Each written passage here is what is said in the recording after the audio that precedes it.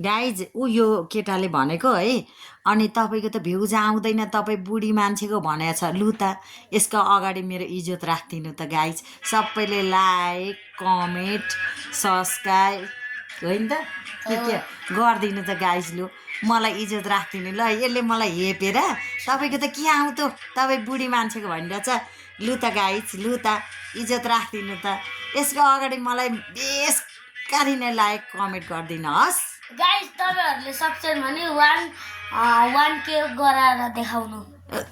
बाजी ठोक्छस् ल त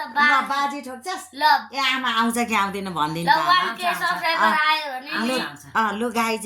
लु त यसले मलाई हेपो के यसले ल 1k सब्स्क्राइबर आयो भने नि म आफ्नो पढ्न छोड्दिन्छु साच्ची गाइज साच्ची साच्ची पढ्न छाड्दिन्छु ए त्यो बुद्धि रहेछ गाइज यसको है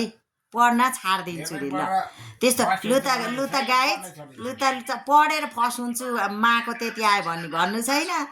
बुद्धि कहाँ आयो भने टपरलाई नि म टप गरिदिन्छु लु हेर्नु लु गाइज ल हेरिदिएर त्यति लाइक के अरे भ्युज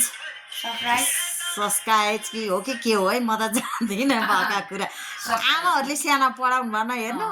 अनि अहिले त थाहै छैन अनि कालो अक्षर भुइँसी बराबरी के गर्नु गाइज यस्तै छ